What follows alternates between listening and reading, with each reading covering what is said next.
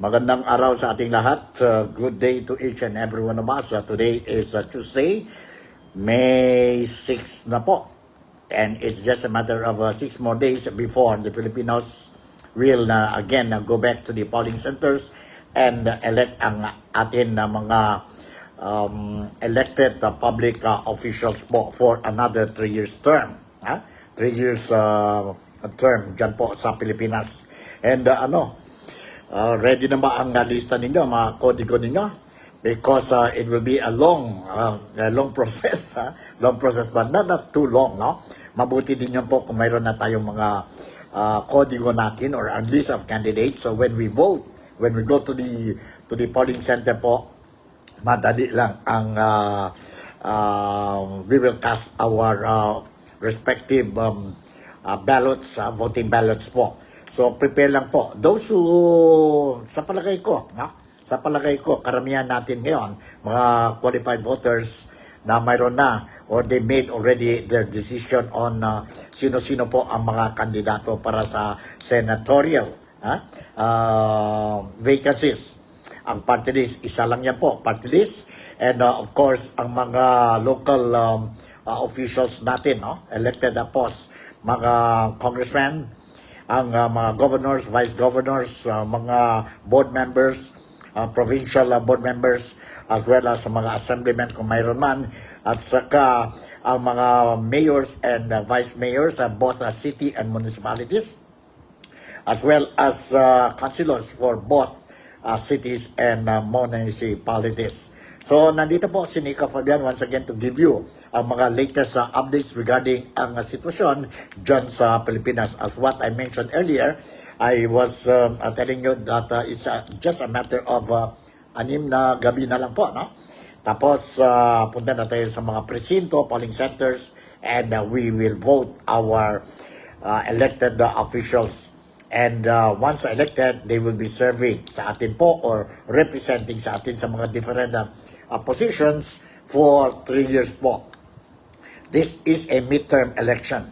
It is not a presidential election po. Presidential election will come only on 2028. But of course, the midterm election is a very, sabihin natin na importante, is very important because it will lead the way towards the, whether we like it or not, towards the presidential election that will be held on 2028. So, welcome again sa programa natin, both ang mga countrymen ko po dyan sa Pilipinas, ang mga overseas Filipino workers and qualified voters dito po sa Malaysia, be it in West Malaysia or be it in Sabah, East Malaysia, Sarawak din, 2 state tayo dito. And of course, ang mga kababayan natin sa iba-ibang nasyon, no? Mga overseas Filipino workers working in other countries, no? Who will be voting also through online sa itong schedule natin midterm election. Online voting for overseas Filipino workers or voters has started already, and of course, simultaneously, all the polling centers, both for online and for dyan sa Pilipinas, will be closed at 7 p.m. May 12. Ang midterm election natin scheduled on May 12. And I was also made to understand that everything is on set now. Both ang COMELEC already announced that in fact today they started distributing ang mga official sample ballots sa mga different provinces, cities, municipalities. And mayroon tayong dito yon clippings po to show to you na ready po ang COMELEC natin po for the Monday. Monday na yan po, Monday. That will be May 12, next Monday, ang election natin. And I was also made to understand that a total of 1,200 PNP personnels will be deployed on Monday sa mga different polling centers dyan po sa Pilipinas po to make sure that our midterm election will be carried out as smoothly, orderly, and problem-free po. In the event may problema during the polling or sa mga polling centers during the election Now, please, report immediately to the nearest COMELEC authorities or police authorities or any authorities designated to assist ang mga voters dyan sa Pilipinas. Not only in the Philippines, but also those voting sa mga Philippine embassies in different countries dito po or dito sa mundo. Be it in Malaysia, Asian countries, European countries, anywhere na qualified ang mga voters, Filipino voters to cast their votes. Okay. Now, to start with our program, I would like to share with you. I am expecting more issues to be raised within this coming few more days before the election on May 12th. So, I will share with you one, sabi natin, news article regarding itong political activities sorties dyan sa Pilipinas po. And my news article that I'm going to read now, I am getting it from the Inquirer Network dyan po sa Pilipinas. And the title of this news article is Palace Islam Sara Duterte's vow not to help government achieve 20 pesos per kilo rice. Per kilo rice. Ito po, nandito ang detalles ng notisya. Entitled, Palace Islam Sara Duterte's vow not to help government achieve 20 pesos per kilo rice. Alright. To start with, let's move on itong news article. Vice President Sara Duterte drew criticism from Palace on Tuesday, or which is today, for saying she has no intention of helping President Ferdinand Bongbong Marcos Jr. achieve his 20 pesos per kilo rice goal. As at a briefing, Palace Communication Undersecretary Claire Castro was asked to comment on Duterte's statement during a media interview in Zamboanga City, in which the Vice President said sending 20 pesos per kilo rice is not feasible. However, Duterte also said, pero pwede siya. Di ko lang i-share sa inyo kasi ayaw kong tulungan si BBM or si Bongbong Marcos. In English, it says, but it's possible. I won't share it with you because I don't want to help BBM. Castro said that Duterte's words revealed her true colors as the second highest leader of the country. If it is becoming apparent what the true color of our Vice President is. The true colors of the Vice President of our Vice President as a public servant or coming out. This admission that she will not share whatever knowledge she has, if she has any, because she refuses to help our president, shows selfishness. Remember that our knowledge for the people should be acted upon immediately. Why? Undersecretary Claire Castro, do you expect VP Sara to help our president after being cheated of budul, and then use that thing for her own or for his own, sabihin natin, reputation? Imposible naman siguro po, no? And remember, this is campaign period po. You don't expect ang opponent ninyo will be phrasing you. As what you have been doing also, you have been, every time may mga statement si Vice President Inday Sara Duterte, kayo din po, you immediately say na it is fake news. It is fake news. And a very vivid example, yun po, nag-reveal si Inday Sara Duterte or ang Vice President ng Pilipinas about the case of the First Lady, si Lisa Araneta Marcos po. Wherein, what happened? Ang death ng isang millionaire ba yun? Billionaire ba yun? Sa Amerika, for overdose of drugs. And nandyan po ang pangalan ni First Lady Imelda Liza Araneta Marcos. Alright?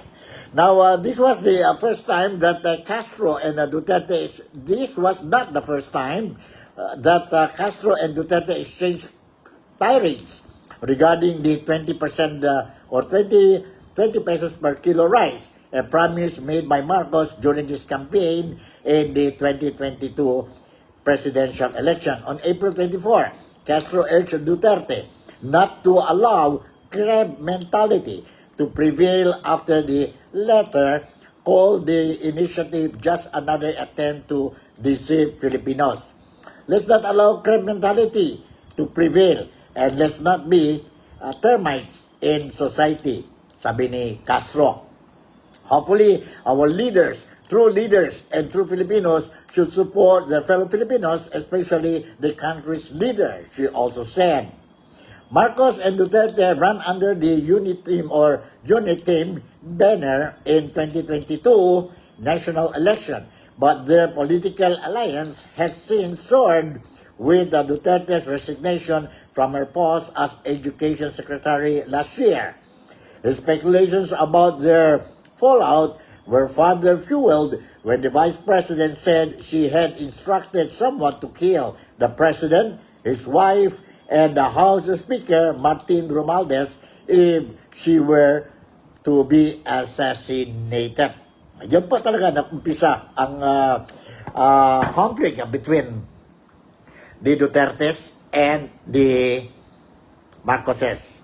And last month, dahil mainit talaga po ang conflict between the Marcos and Dutertes, what the present administration, or Marcos administration did was to assist in the handing over or enforcement of the ICC through the Interpol request to enforce ang warrant of arrest against Tatay Digong. And subsequently, Tatay Digong was handed over to the custody of the International Criminal Court dyan po sa The Hague. No?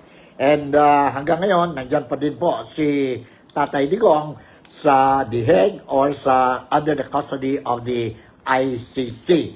And because of that incident, March 11, people, most of the Filipinos dito po o dyan po sa Pilipinas, they have been shouting and doing prayer rallies, gatherings left and right po attended by many Filipinos, calling for the return of Tatay Digong. And because of this, medyo nahirapan ngayon po ang sabihin natin ang mga kandidatura ng mga candidates ng Alyansa para sa Bagong Pilipinas or ang team Marcos po in this midterm election.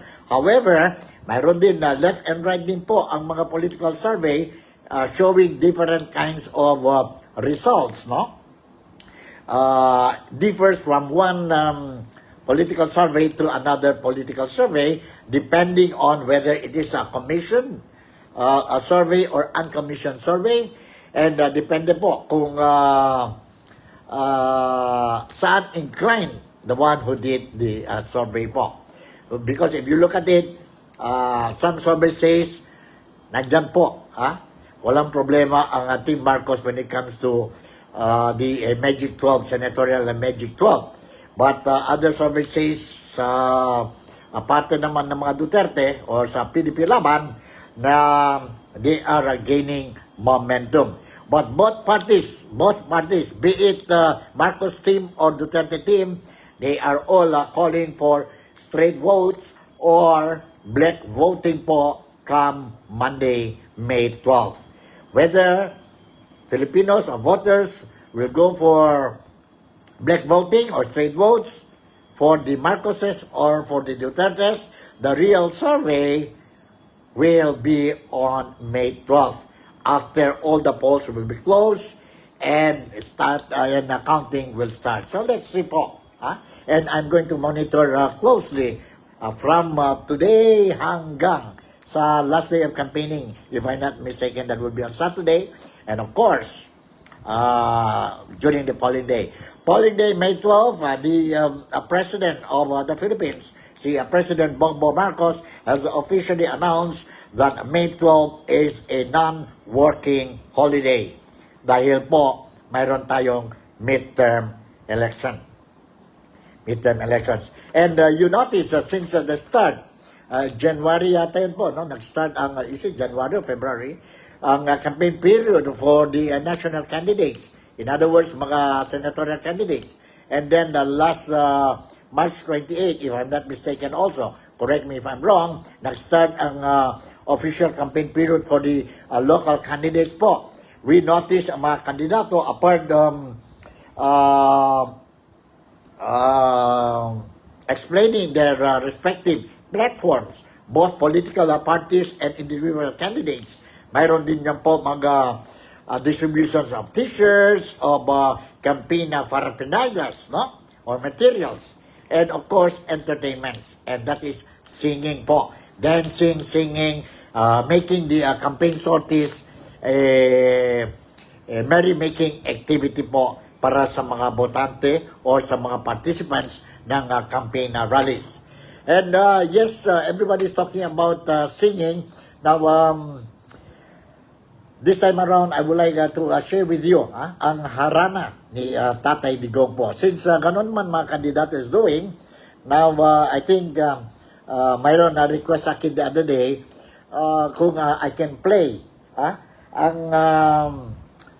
kung mayroon daw akong clippings regarding si Tatay Digong is the singing. Kasi campaign period po ngayon. Hanggang ngayon, campaign period pa. So, they also want to see, hear si Tatay Digong singing. Mayroon ako dito po, short clips lang ito, and I'm going to share this video clips with you. I hope you will appreciate it. I hope you will appreciate it. And wala tayong hindi tayo bias dito po, no? I am sharing this for the good of everybody. Let's listen to this video clip. Sandali po. Video clip ni Tatay Digong. Ang bayan ko'y tanging ikaw, Pilipinas kung mahal ang puso ko at buhay man sa iyo'y ibibigay, tungkulin kong gagampanan. Nanali kang balilingkuran, pamamayang mo'y papantayan, Pilipinas mong nihirang. Ang bayan ko'y tanging ikaw, Pilipinas kung mahal ang puso ko at buhay man sa iyo'y ibibigay, tungkulin kong gagampanan. Nanali kang balilingkuran, pamamayang mo'y papantayan, Pilipinas mong nihirang. Okay, yan po ang kanta ni Tatay Digong. Tatay Digong po. Mga kandidato maski na si Senator Bato de la Rosa hindi marunong hindi naman expert when it comes to singing, no? Si Jimmy Bondok, sino-sino niyan po, no? They tried their level best to entertain ang mga voters nila po, mga supporters nila po during campaign rallies. And the only thing I noticed na very serious during the sabihin natin na mga campaign sorties po, no? Never sings. And nakita natin na ang mukha niya is very serious. And he only talk about his platform and what he can do if re-elected po, no? Diyan sa Senado, ay referring to no other than the former Senator, si Ping Lacson. If you notice, I don't know if you agree with me, but this is what I noticed po. Si Ping Lacson, every time magsalita siya, be it interviews, press conference or sa mga campaign sorties po, ganon ang style ni Ping Lacson. Ni Ping Lacson. Anyway, sige po, let's continue with our program, and this time around, I'm going to share with you another video clip tungkol sa COMELEC po ang distribution or deliveries of the official ballots sa mga diferente lugar dyan po sa Pilipinas. Nandito po ang news report about the deliveries, distribution of official ballots po dyan sa Pilipinas. Alright? Nandito. You hold on. 310. Okay? Yan, 310 po. Let's listen to this. Let's listen to this. Aga, puspusan na nga ang ginagawang paghahanda ng Commission on Elections 6 na araw bago ang nakatakdang 2025 midterm elections sa darating na Lunes, May 12. Kaugnay nito ay sinimulan na kaninang umaga ng komisyon ang pag-deliver o paghahatid ng mga balota sa treasurer's offices ng mga bayan at lungsod dito sa National Capital Region o NCR. Agaw nang inihatid ang mga official ballot para sa Caloocan, Marikina, Pasig, Valenzuela, Quezon City, Malabon, Navotas at San Juan. Samantala bukas naman ang para sa Muntinlupa, Pateros, Taguig, Manila, Makati City, Pasay, Las Piñas, Mandaluyong at Parañaque City. Pakiusap ng COMELEC, bantayan ang pagdating ng mga balota at maaring magpadala ng mga watcher ang mga kandidato kung saan ito pansamantalang ilalaga. Iniimbitahan natin ang mga partido politikal, ang mga kandidato, ang mga interest groups, citizens, so magpadala kayo ng mga representante sa opisina ng mga local treasurer po natin sapagkat expectedly ngayong araw na ito, doon sa aking mga nabanggit, itong mga balota na ito ay madidistribute sa mga syudad na intended para sa araw na ito. Mula sa mga treasurer's office ay ihahatid naman ang mga balota sa bawat presinto bago ang eleksyon na may namang babantayan ng mga kawani ng Philippine National Police at Armed Forces of the Philippines. Ang mga balota para sa NCR ang pinakahuling i-deliver mula sa National Printing Office o NPO. Sa datos po ng COMELEC, Printing Committee nasa 7,581,734 ang mga balota na nakalaan para sa Metro Manila, nakatumbas po ng mga bilang ng botantes na nandirito. Ayon kay Chairman George Erwin Garcia, on time o walang delay ang kanilang pag-deliver ng mga balota. Kung ano ang pinakamalapit na lugar dito sa NPO ang siyang pinakahuling padadalhan ng mga balota. Ang mga inuna ay sa Mindanao Region tulad ng Barm, Caraga, Zamboanga dahil sila yung pinakamalalayong lugar mula sa National Capital Region. So far po, kung napansin nyo, wala pong untoward incident, wala po dahil naging problema sa deployment, hindi lamang ng mga balota, kung hindi ng iba pang election paraphernalia, katulad ng mga ACM, mga baterya, at iba pang gamit. Aga, bago nga ang nakatakdang eleksyon sa Lunes, tiniyak ng COMELEC na lahat ng mga eleksyon paraphernalia kasama na dyan ang mga balota, automated counting machine at mga baterya at iba pang gagamitin sa eleksyon ay dapat nasa kanya-kanya ng mga presinto sa buong bansa. Mahigit sa 94,000 ang mga presinto o cluster precincts sa buong Pilipinas kung saan inaasahang buboto naman ang mahigit sa 69 million ng mga rehistradong bota. Yan na nga. Alright, yan po ang announcement ng COMELEC headed by Chairman George Garcia po. No?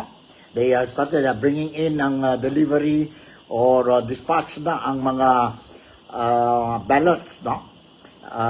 Ballots and other election materials po sa mga diferente, sabihin natin, lugares dyan po sa Pilipinas. And no untoward incident reported, no?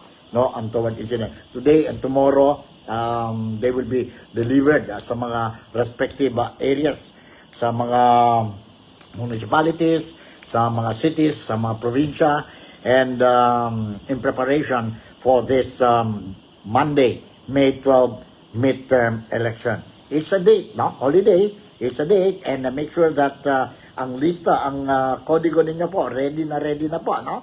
Para wala tayong problema pagdating tayo sa polling center.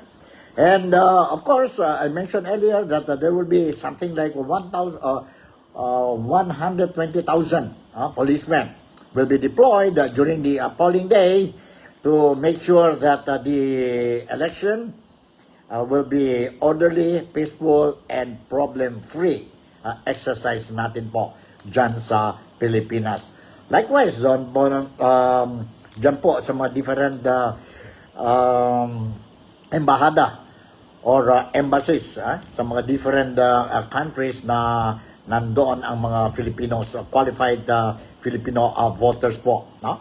Online, and you can also go to the embassy and do your voting personally, physically po. Ito ang response ni former ARM governor and now eyeing for the post of governor of Basilan, si Hataman, candidate Mujib Hataman, tungkol sa distribution of the COMELEC materials, election materials po. Let's listen to aspirant to be a governor, si Mujib Hataman. Panalangin natin at panawagan din natin na maging mapayapa, malaya ang halalan. At sana manaig at manalo kung sino ang gusto ng ating mga kabayan. Hoping ang ating security forces dito kaya nilang i-secure at dapat mag-cooperate ang ating kabayan. Pangalawa, manawagan din tayo sa mga politiko na tumatakbo na dapat daanin lang natin sa malayang halalan. At hayaan natin ang ating mga kababayan na pumili kung sino ang maraming. Sir, Pako, sir. Sa ako naman, may na, nila, 159 na balot-balot. Actually, hindi balot natin balota. Balota, yes, official balot. Sa official balot. Pero ang tingin ko mga yan, mga error. If may fact na nakita, I'm sure papadala nila dito yan. Kasi hindi naman nila magagamit kasi may mga QR code.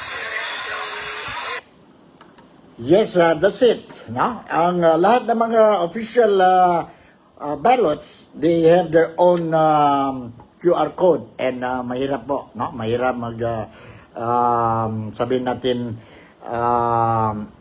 tamper itong But of course, there are some groups dyan sa Pilipinas, they still express their worries about the possibility of being smeared itong election natin. That is the reason why tayong mga Filipinos, not only watchers of the respective candidates, no, and political parties, but as well as we mga voters, no, make sure that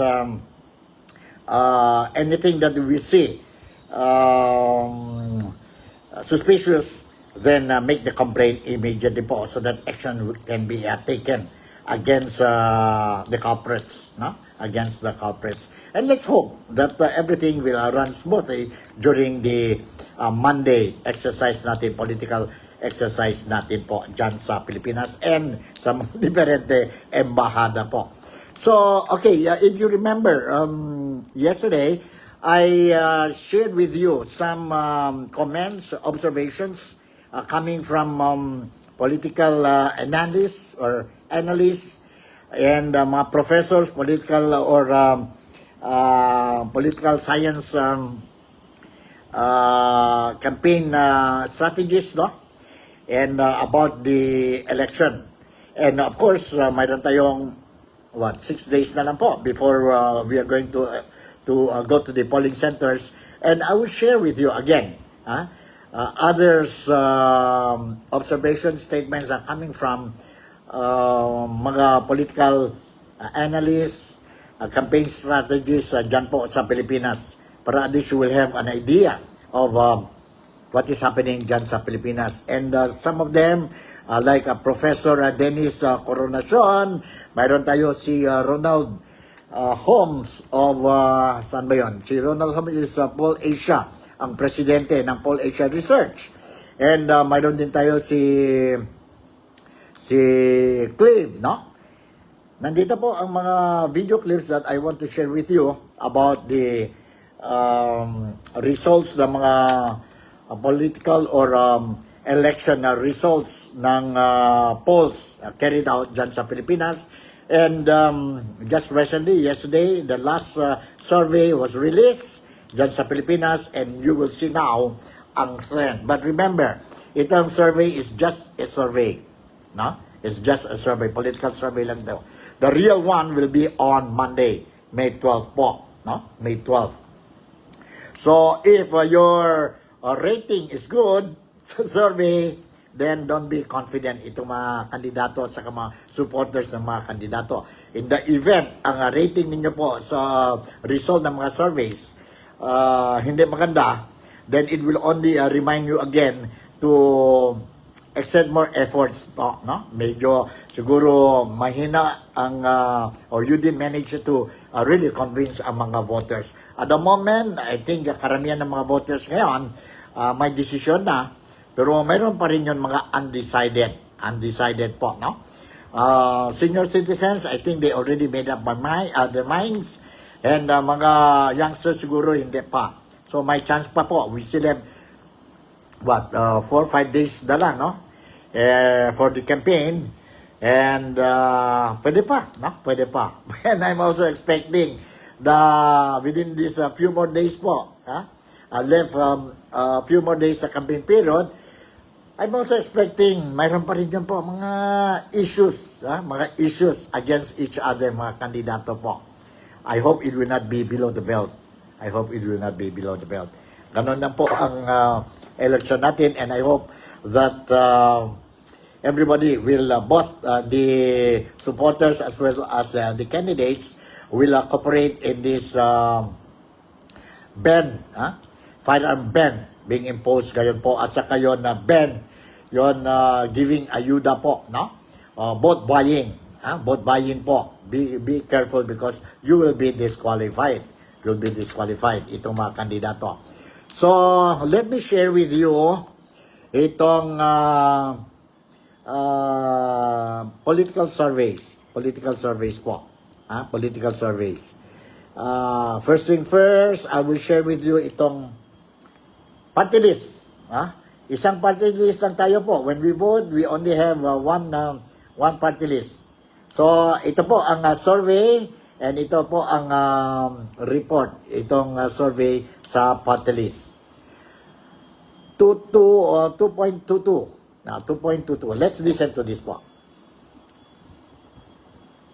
Party list. So for the party list survey, again, this is also our last survey, and this is drawn from the same survey that we discussed today. You look at the results, and you have 4 Ps, the 30 Youth, ACT-CIS, Solid North, Tingog, Ako Bicol are the top party lists based on this particular survey. You see that 4Ps is a bit an outlier in the sense that at 10.5%. Yeah, why are they that high? At 10 point, that means that they really have a strong national machinery, because to be able, for you to be able to be captured in a nationwide survey, that means that you're quite, you have a quite strong national machinery, right? And then, so there are new and old names in the party list results. You see here that until Pinoy workers, that's about the party list that we expect to get more than 2%, 2 or more than 2%. Okay, right? now let's talk about it. Are the party list surveys accurate? So they're less predictive. They're less. They can less show what will happen on election day for 2 things. One is that the threshold to be a party list, to be an elected party list, is quite. It's actually small. Yes. Yeah, anybody. Now, I won't say anybody, but it's easy to get. I won't say easy. I don't want people to get upset with me, but it's manageable to get a party list seat because you count, is it 2%? Yes. 4% of yes, voters? 2%. 2%. So I think dito, you'll need 250,000, 300,000 votes. And if you factor in that most of this survey has a plus or minus 2% margin of error, right? But if you factor in the regular nationwide survey, which has more or less 4, then you're actually saying that they might get 2 or less than 2, which Yeah. is really not not enough votes, right? That's Because- why it's harder for surveys to actually pick up what will happen in the party list race. Okay, because technically, All right, that is Professor Clive together with Karen Davila, no? Tungkol sa survey po sa mga party list. Party list, madali lang po, no? They only need something like 250 to 300 votes, no? And then they will be inside the Congress po, isang nominee po. If you have 400, siguro mayroon na kayong dalawa. So, ganon yun po ang party list, and tayo mga voters po, we have to choose one party list. And for those in Zamboanga City, I would like to inform you again, I'm happy to note na sa top 20 party list, survey ito po, recently announced na ang SSS GSIS pensionado party list is number 14 po. So maganda yon. Maganda yon. That's a very good news for the people in Zamboanga City. In other words, if they will maintain their position po, no? Nakuha nila something like 1.7, 1.7%. So in other words, kung nandyan na sila po, mayroon na automatic, mayroon na tayo isang nominee from coming from Zamboanga City. And that will be ang nominee, first nominee nila po ng party list is no other than Rolando Ledesma Rolly Macasait, a blue-blooded Atenean, Zamboangueño, who hails from Bolong, Barangay Bolong, and is a good materials po. So if in the event that he will make it, then ibig sabihin po ang Zamboanga mayroon na tatlong as congressman. And what does it mean? It means that more budget for Zamboanga City, more developments for Zamboanga City po. So that is a very good news po. So let's support ang SSS GSIS party list. Hindi lang para sa Zamboanga. Para sa lahat po sa Pilipinas, no?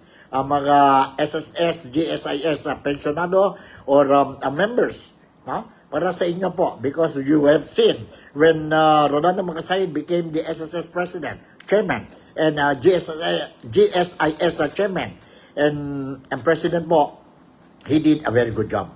He did a very good job. All right, let's move on. That was Professor Clive with Karen Davila. Now, okay, share with you again itong interview. Now, ano pa ito? About survey pa rin ito. 1.54. 1.54 is, kanina ito. 1.54. About, ang survey, hold on, let's listen. Medyo na, ano na tayo dito. 1.54. Sana yung 1.54. Hold on. Sandali po. 1.54.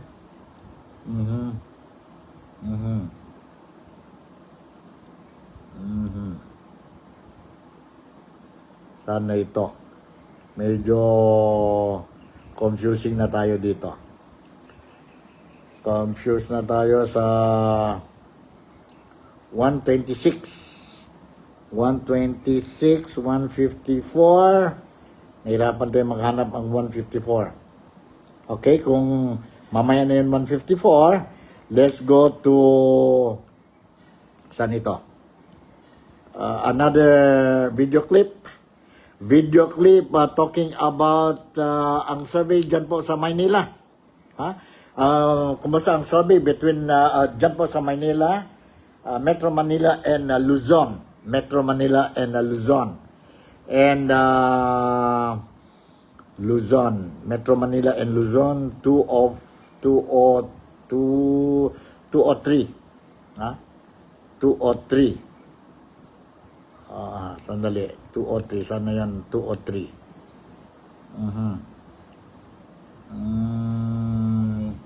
Sandali ha.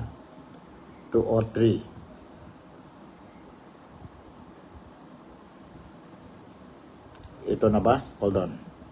Let's see. Let's see. Hold on. Give me.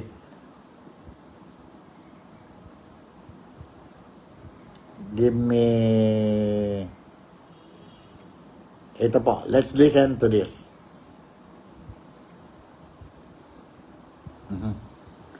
Medyo nahirapan tayo ngayon ang ano natin.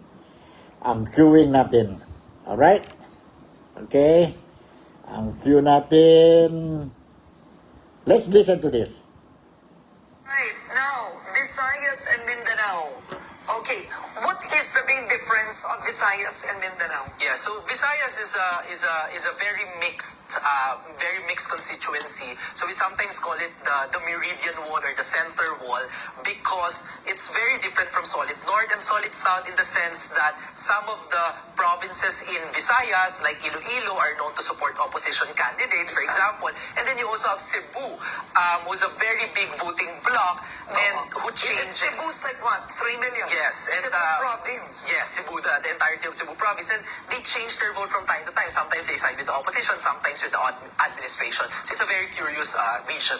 Okay, now you have Bongo. Why is Bongo number 1 in the Visayas? So I think this is still a bit, if you look at Senator Bongo's numbers across different regions, he might still be benefiting from that association with the Malasakit Center. So Yeah. he's not entirely associated just with the Duterte, no? Although the origin is that he was a presidential aide of the former president. So he has his own brand and that's resonating well with the people of Visayas. Okay, and number 10, Bam Aquino, and Kiko Pangilinan is not in the Visayas. Yes. And Aimee Marcos. Yes. So this may be the what I would characterize as, Visayas is really curious in the sense that it's a mix of different persuasions and it looks like, there's really not clear. But also one of the things that you will see here is that it's dominated by the admin ticket or the Alianza candidates. And most recently is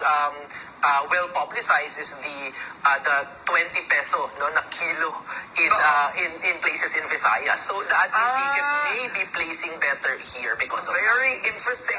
Okay, how do you explain this? In the last elections, nobody saw that Robin Padilla would be number 1.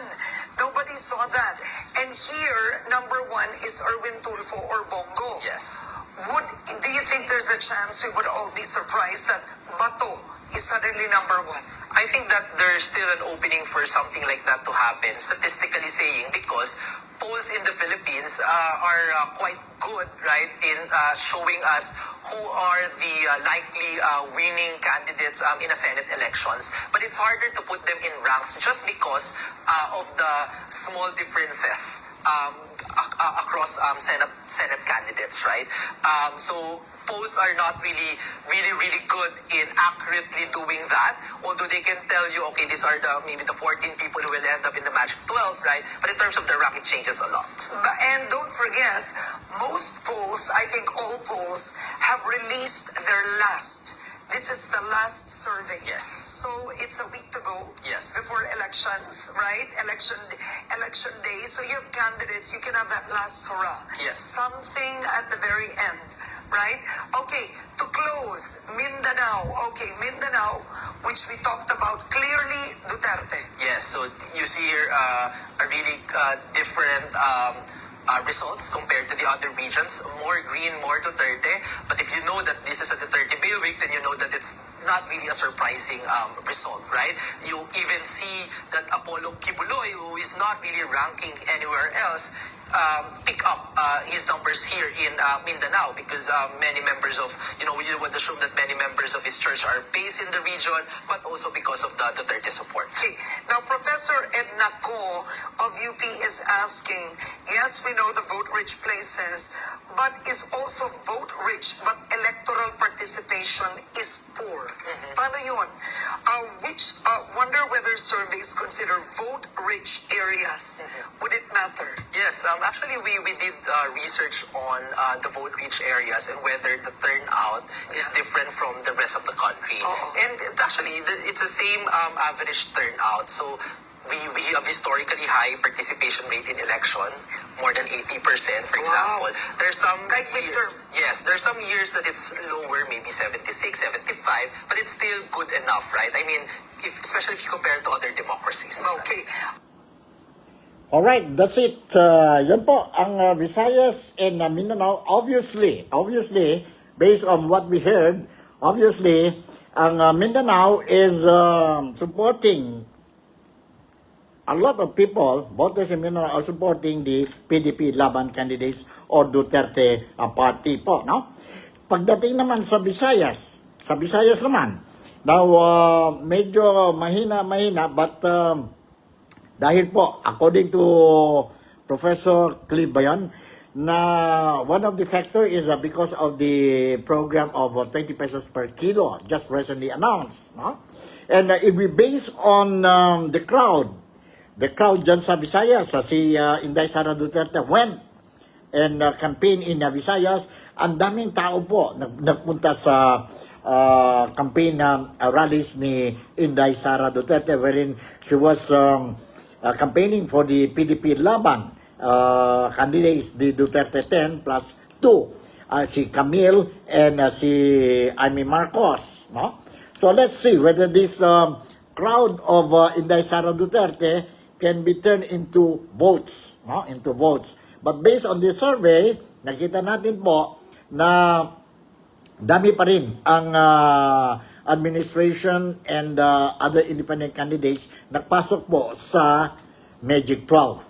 Sa Magic 12. We have a total of 69 million voters expected to participate in the midterm election on Monday. And as what we heard, there are some elections wherein konti lang po, no? 76% lang, and some election exercise na abot dyan po mga 80% the number of participants. Normally, it will go up during the presidential elections and less po sa midterm election. But I expect that this time around, ang midterm election will be participated by many voters po, by many voters. And now, let us, or I will show you also po, kumusta ang survey lang ito, ha? This is not the real one. The real one will be on Monday. Survey lang ito po. If you look at the report surveys, results, dyan sa Metro Manila and Luzon, karamihan po ng mga kandidato nakapasok sa Magic 12 po, hindi from, sabihin natin, PDP Laban. PDP Laban. And it has been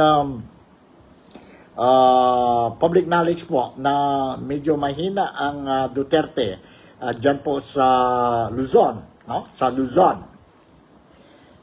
The one is effect lang. But let's see. Because nakita natin mga rallies sa Metro Manila, si Inday Sara pumunta together with Yorme and visited ang mga lugar doon po. Ang crowd is so huge. Whether they can make it into a vote or not, that's a different story po. And we will find out on Monday. Nandito po ang Manila Results Survey. Rest of Luzon and Metro Manila is the biggest bulk of the voters. We would say 60% of the voters are here. In fact, there's a leg during the elections, and Cleve, what do you call that? Lucena Corridor. Lingayen-Lucena Corridor, that you actually have to get those votes. Yes. That's most of the votes. So let's talk about this. Go ahead, Cleve. Yeah, what you can see here is that there are very interesting name or differences between Metro Manila and the rest of Luzon. So for example, opposition Pam Aquino and Kiko Pangilinan, who's in the more dangerous nationwide position, is really in a good spot in the Metro Manila, right? And traditionally, we associate Metro Manila voters as more open to opposition senators, and that's reflected But here. even Amy Marcos is number 12 Metro Manila, number 11. Yes. Rest of Luzon. Yes, so this is where now you see that the Marcoses as a bailiwick in, so of course, Luzon, but traditionally also, especially if you look at past elections of before Bongbong became president, if you look at his Senate candidacy, Metro Manila supported a Marcos Senate candidacy, and you still see that Senator Amy is still benefiting from that. Okay. Well, Abby Binay, at 11, one would think that ideally she should be higher, be the mayor of Makati. Yes. Yeah, that's also my expectation. But it might be the case that all of these controversies in the past about the Pinay brand, especially with the former Vice President Jojo Pinay, Or the infighting with the family. that could be also the reason. Maybe that has affected how Metro Manila perceives the Pinay family. Okay. Now, the rest of Luzon, okay, so this is part of the Metro Manila account. This is where candidates want to make sure that they're ranking high. That window. You have, Pia Cayetano at number 2, rest of Luzon. Yes. So this means that she's really up there. And one of the things in the rest of Luzon is What that is she doing right? yeah. So one of the things that we note in the rest of Luzon is that this is usually what we call the air war heavy voting constituency. So it matters to them how you're seen on TV, how you're investing in campaign jingles, right? That's also the case with the Lingayen-Lucena corridor. It's all market votes. It means they're listening to your messaging, they're looking at how you're portraying yourself. Eh, bakit ang baba ni Bong Revilla dito? Ang nakakatawa yung campaign niya. Maybe it's too funny for them to take it seriously. Or track record. Yes. Does it matter? Yes, it does. And how you communicate in the track record. So for example, your veterans like, Tito Soto, Ping Lacson, right? I have to hand it up. Ping Lacson is in the Magic 12. Yes. Considering his campaign he's serious. Yes. He doesn't make jokes. Yes. He doesn't have a funny campaign jingle. And you just have a Ping Lacson brand. Yes. And one of the things that you will notice here is that Bato de la Rosa is actually not in the Magic 12 for both Metro Manila and rest of Luzon. Right? So how did he make it to number 3? Because it's just so well loved in that part of In the Visayas, in Philippines. Mindanao. Yes. Because if you will track also the performance satisfaction of the president, the vice president, in Metro Manila and rest of Luzon, this is where Vice President Sara Duterte's numbers are really just low right now. So this is not a Duterte pace. Okay, all right. Now, Visayas and Mindanao. Okay, what is the main difference of Visayas and Mindanao? Yeah, so Visayas is a very mixed. So yan po ang sitwasyon dyan po sa Metro Manila and Luzon. And when we talk about the Metro Manila and Luzon, nakikita natin po karamihan ng mga admin candidates bumasok talaga po. Dalawa lang yata ang sabihin natin nagpasok sa Metro Manila and Luzon, si ang Senator Bongo at saka si Senator De La Rosa, De La Rosa si Bato. And overall, all ng mga surveys conducted dyan sa Pilipinas po, number 3 pa si Senator Bato, and number 1 pa rin si sabihin natin na Senator Bongo. Sa Mindanao naman, guaranteed. So kung makuha ang Mindanao at saka Visayas ang Duterte, then chances are majority will be in ng candidates from the PDP laban. But let us see po sa Monday. I have another video clip dito po from Professor Dr. Ronald Holmes. And siya po ang presidente ng Pulse Asia Research. And nandito po ang observation niya. Let's listen to this.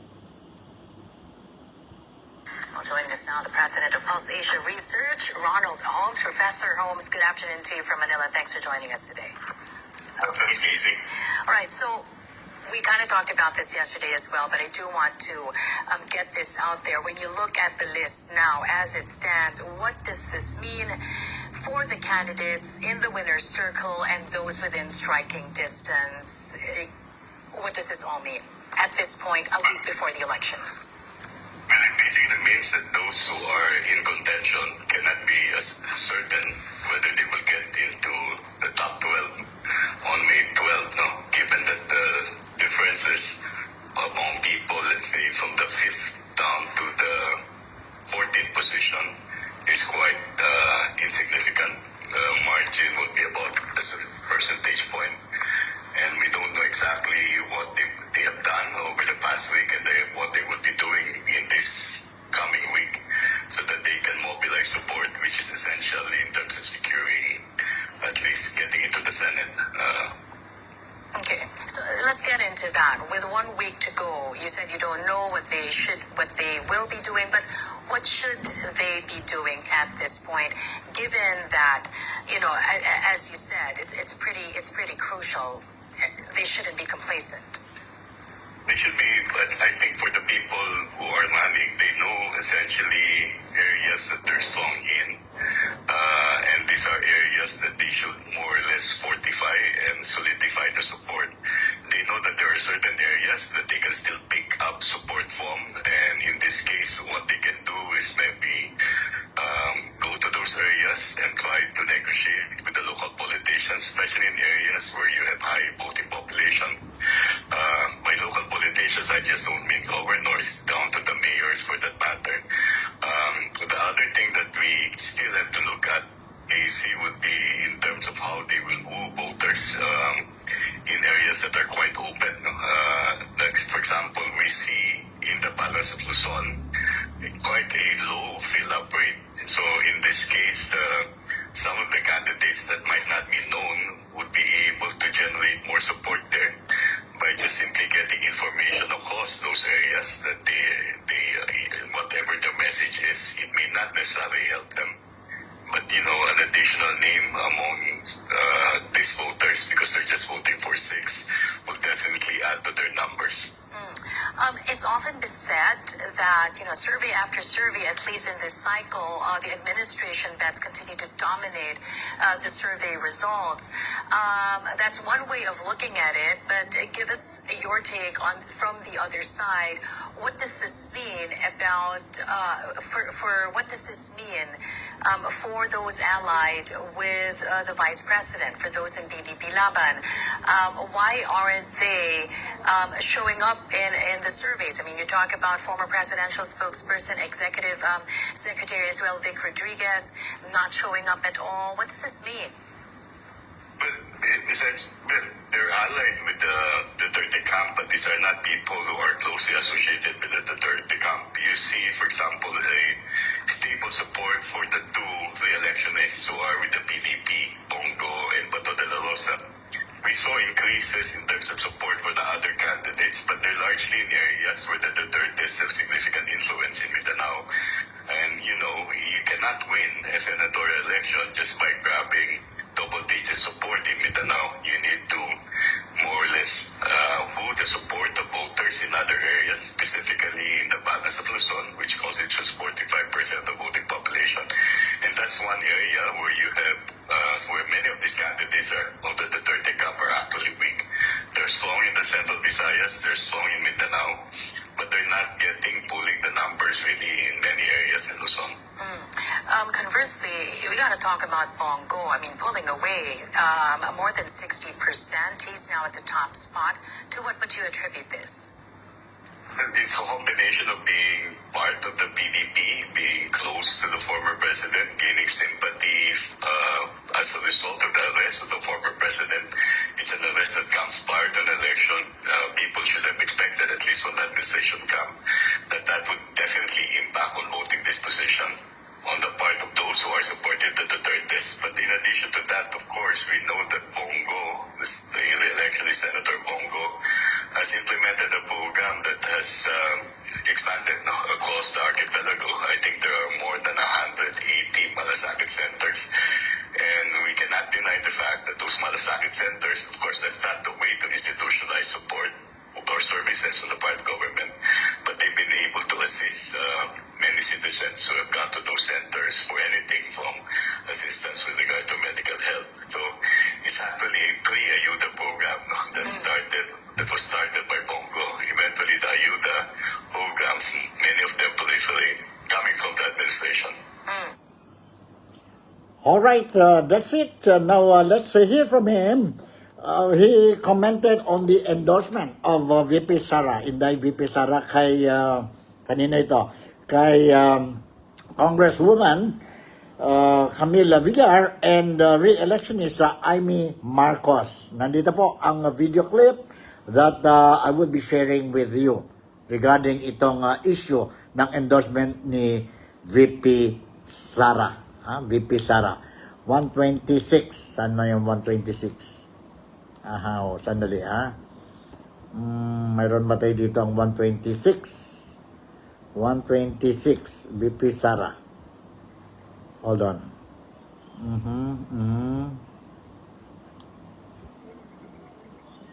Sandali. Medyo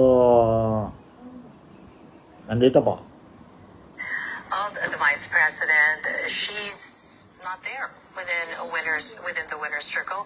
Would you consider still that she's within striking distance, or this is now, from your vantage point, a lost cause for the senator?